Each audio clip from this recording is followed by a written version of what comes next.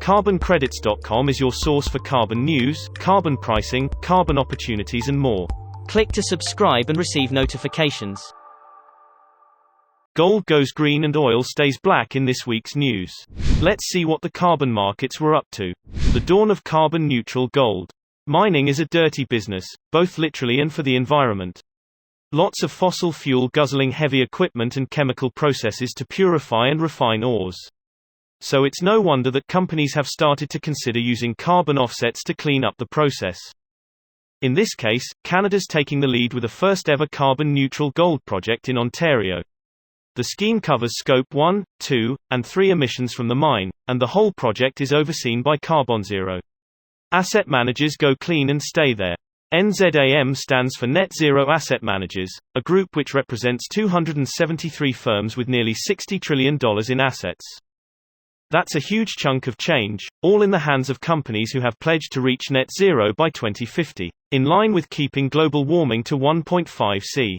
The growth of NZAM is remarkable, and the total amount under management speaks to just how prevalent the net zero goal has become. Will it all last? Hard to tell, but there's certainly more public momentum behind net zero than ever before. Washing the coal dust off. The G7 has a plan in place to phase out coal-fired power plants by 2035. To pick up the pace a bit, they've agreed to end financing for new coal-fired plants. The richer members will also commit to funneling $100 billion to poorer countries to help them achieve the same goals. The plan to end financing for new coal plants is a big step forward. The pledge for more funding is just that, a pledge. Most of the countries involved haven't spent even a fraction of that amount. Most of the money flowing into decarbonization efforts and ESG projects these days remains in the private sector. Big oil stays dirty, mostly. Chevron and some of the other big American oil companies have pledged to reduce emissions. But those plans focus mainly on Scope 1 and Scope 2 emissions. Beyond that, the oil companies have largely refused to commit to any firm steps. This year was no different, with more aggressive emissions reductions plans being rejected by shareholders.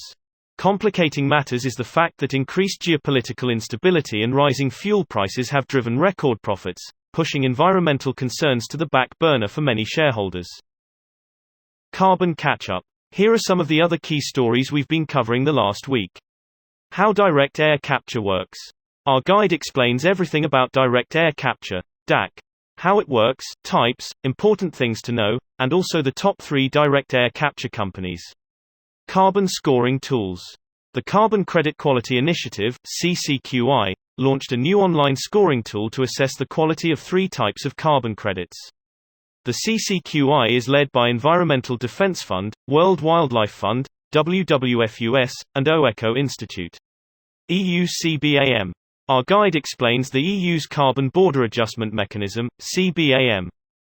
Climate-proof your portfolio with our free guide. Within minutes, you'll learn the key to the most important commodity of the 21st century. Click the link in the description below.